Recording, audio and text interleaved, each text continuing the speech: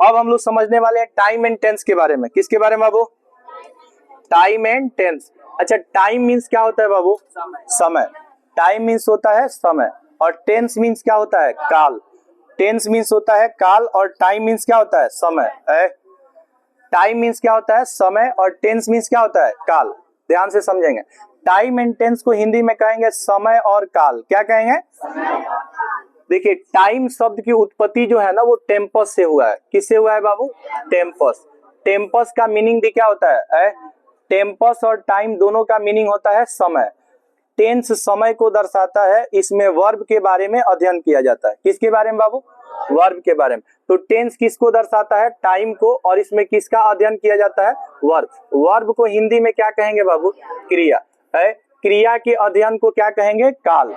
क्रिया के अध्ययन को काल कहते हैं। इससे समय का बोध होता है। अंग्रेजी में इसका डेफिनेशन होता है कि tense refers to the time of an action और event in the sentence.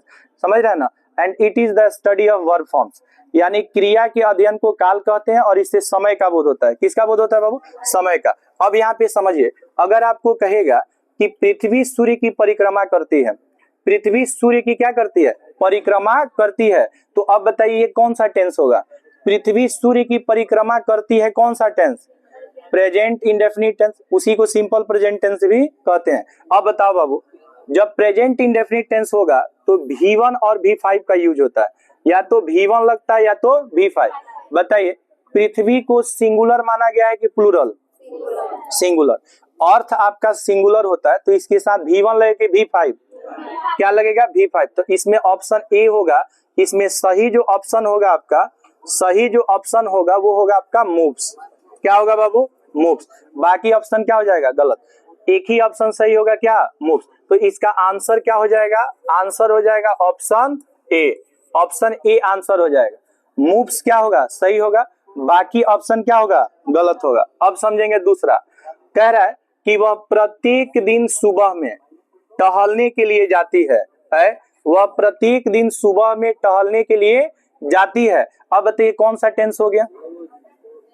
Present indefinite tense. अब प्रेजेंट इंडेफिनिट टेंस में या तो V5 लगता है या तो V1 लगता है। क्या बताइए, गॉन और गोइंग का प्रयोग प्रेजेंट इंडेफिनिट में होता है?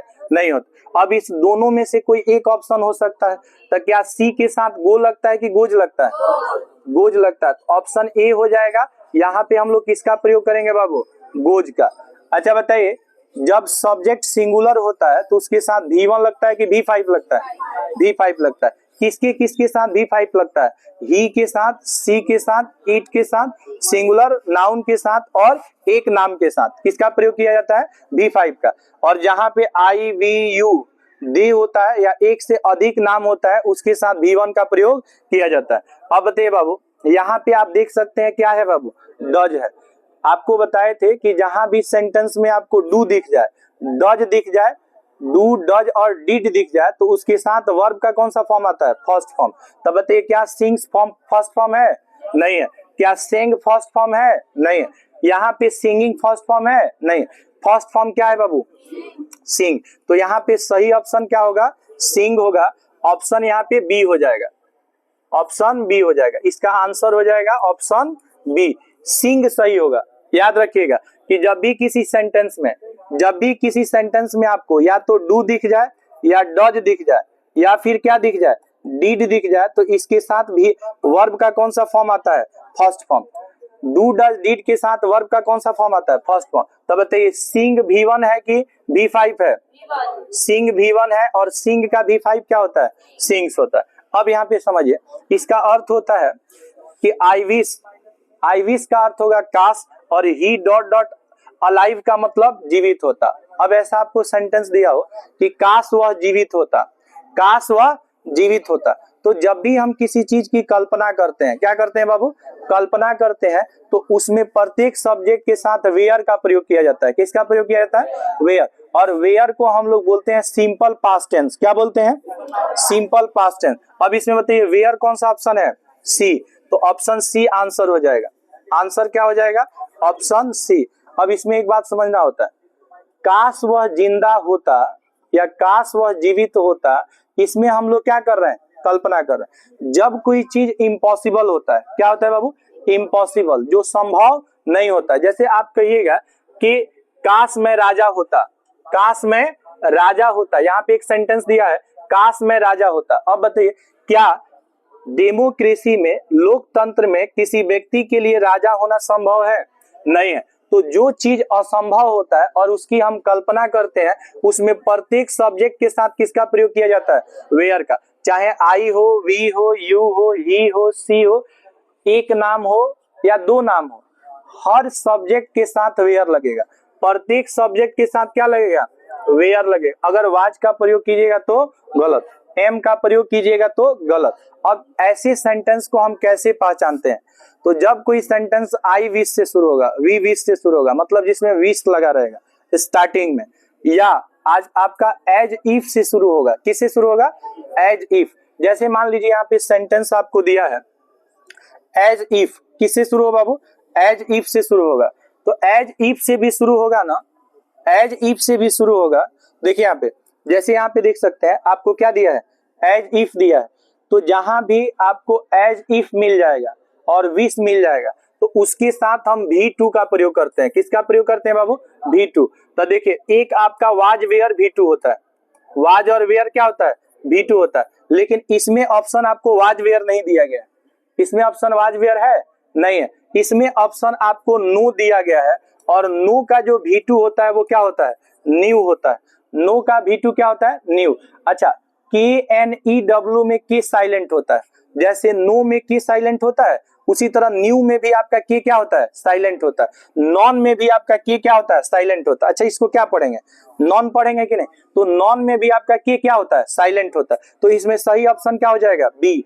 इसमें नियम होता है कि जब किसी चीज की हम कल्पना करते हैं, ठीक है, जब हम किसी चीज की कल्पना करते हैं तो उसमें सिंपल पास्ट टेंस का प्रयोग किया जाता है, यानी वर्ब के किसका प्रयोग किया जाता है? सेकंड फॉर्म का। और वाज और वेयर भी आपका सेकंड फॉर्म होता है। वाज और वेयर भी क्या होता है? Second form. यहाँ पे देखिए, तो इसमें सही ऑप्शन क्या हो जाएगा? वेयर। अब अगला देखिए बाबू, यहाँ पे देखिए फॉर और सिंस, आपको बताए थे कि फॉर और सिंस दो ही टेंस में यूज होता है, या तो परफेक्ट टेंस में या तो परफेक्ट कंटिन्यूअस टेंस में। फॉर और सिंस का प्रयोग दो टेंस में नहीं होता है, एक इंडेफिनिट टेंस में और एक कंटिन्यूअस टेंस में। तो आप जानते हैं प्रत्येक टेंस के चार भेद होते हैं, indefinite, continuous, perfect and perfect continuous. जहां भी आपको सिंस फॉर दिखेगा तो याद रखिएगा इंडेफिनिट और कंटिन्यूअस में सिंस फॉर का प्रयोग नहीं होता है। परफेक्ट और परफेक्ट कंटिन्यूअस टेंस में सिंस फॉर का प्रयोग होता है। अब बताइए बाबू, क्या आई के साथ हैज लगेगा? तो ये ऑप्शन पहले ही क्या है? गलत है। अब यहाँ पे देखिए आई के साथ अगर विल लगाइएगा तो क्या विल के साथ थर्ड फॉर्म आता है? नहीं आता है। नॉन ऑप्शन होगा नहीं, इसमें होगा I have not seen you for a long time. तो ऑप्शन इसमें क्या हो जाएगा बाबू? बी हो जाएगा। बी ऑप्शन हो जाएगा। इसका अर्थ हो जाएगा कि बहुत देर से मैंने तुम्हें नहीं देखा है, बहुत देर से मैंने तुम्हें नहीं देखा है। इसको इंग्लिश में बोलेंगे I have not seen you for a long time. क्या हो जाएगा? For a long. तो इसमें क्या हो जाएगा? Have not scene. क्या हो जाएगा? हैव। अब ये हैव नॉट सीन क्यों होगा समझिएगा, जहां आपको सीन्स फॉर दिखेगा वहां परफेक्ट टेंस का प्रयोग किया जाता है। तो बताइए have not seen perfect tense है कि नहीं है? परफेक्ट टेंस है ना। अब अगला देखिए, यहाँ पे सीता है। एक बात याद रखना है कि यहाँ पे आप देख सकते हैं एगो दिया है। क्या दिया है बाबू? एगो का अर्थ होता है पहले। एगो का अर्थ क्या होता है? पहले। और जहां भी एगो रहता है तो इसमें वर्ब का कौन सा फॉर्म लगता है? Second form. कौन सा फॉर्म? Second form. उधर चाबी हो तो दे दो बाबू। देखिए सेकेंड फॉर्म लगेगा। बाबू बताओ इसमें सेकेंड फॉर्म क्या है? इसमें सेकेंड फॉर्म बताओ क्या है? वेंट है। तो इसमें ऑप्शन बी हो जाएगा। इसका अर्थ हो जाएगा she went out an hour ago. She went out an, वही Sita went out an hour ago. इसका मतलब हो जाएगा कि सीता एक घंटा पहले कहाँ गई बाबू? बाहर गई। सीता एक घंटा पहले बाहर गई। बताइए कौन सा टेंस है? Simple past tense. और सिंपल पास्ट टेंस में वर्ब का कौन सा फॉर्म लगता है? Second form. तो इसमें सही ऑप्शन क्या होगा बाबू? वेंट होगा। सही ऑप्शन क्या होगा? सही ऑप्शन बताइए क्या होगा? वेंट होगा। अगला देखिएगा, जैसे आपको हम बताए थे कि पास्ट परफेक्ट टेंस में जब दो सेंटेंस आएगा जैसे डॉक्टर के आने के पहले रोगी मर चुका था, पुलिस के आने के पहले चोर भाग चुके थे। तो ऐसे सेंटेंस में हैड प्लस V3 का प्रयोग पहले होता है। किसका प्रयोग बाबू? हैड प्लस V3 का प्रयोग पहले होता है और V2 का प्रयोग बाद में होता है। V2 का प्रयोग कहाँ होता है? बाद में। तो इसमें बताइए क्या होगा? हैड डाइड होगा। हैड क्या होगा? डाइड होगा। याद रखिएगा कि जब पास्ट परफेक्ट टेंस आएगा, कौन सा टेंस?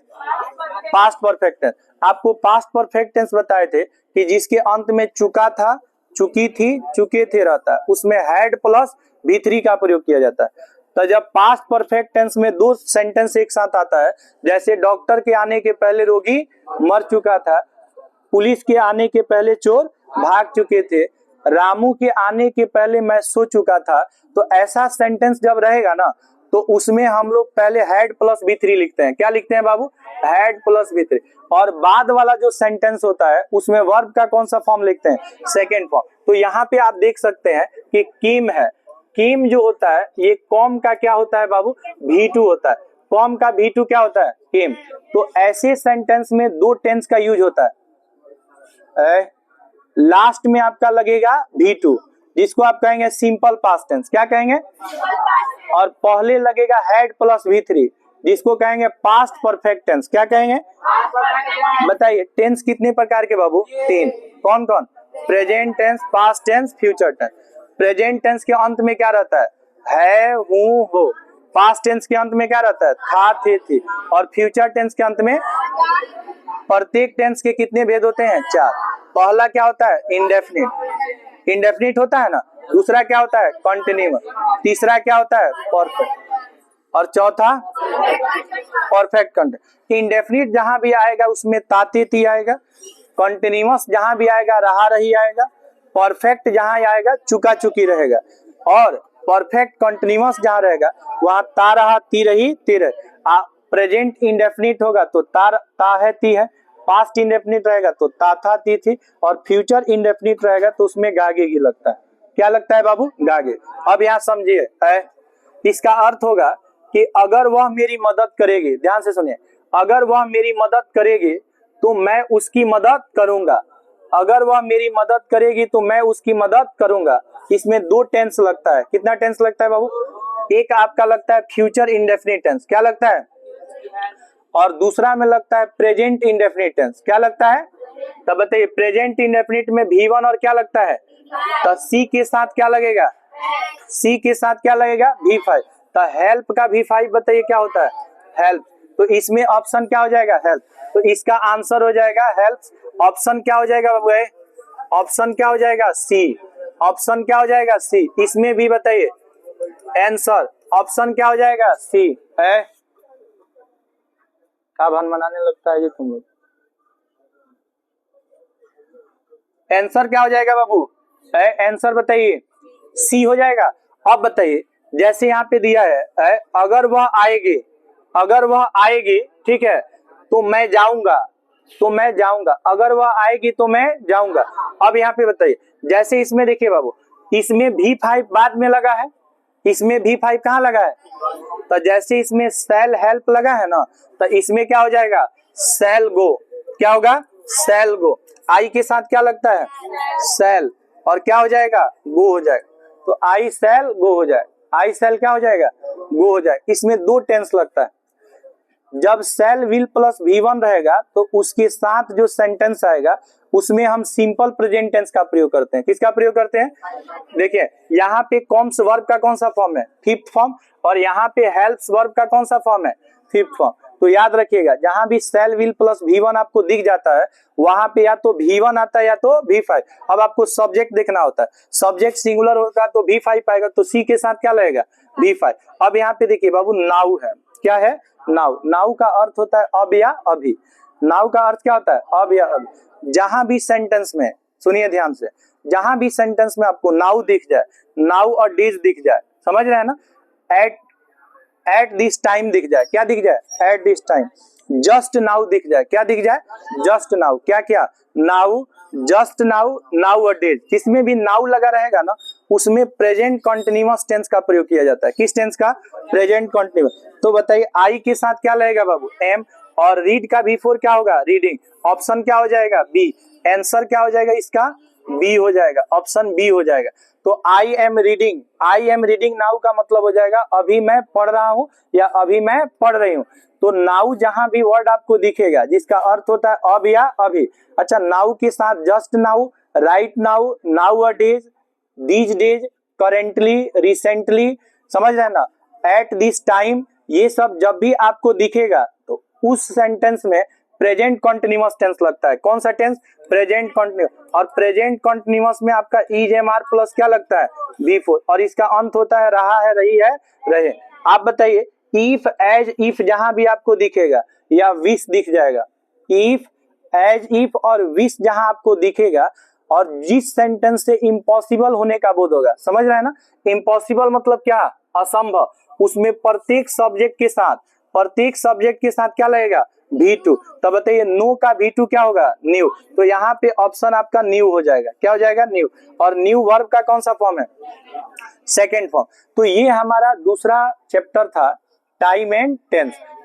ये जितने भी हमने आपको सेंटेंस दिया ये सब का सब प्रीवियस एग्जाम्पल है जो आपके एग्जाम में पहले से क्वेश्चन पूछा गया है।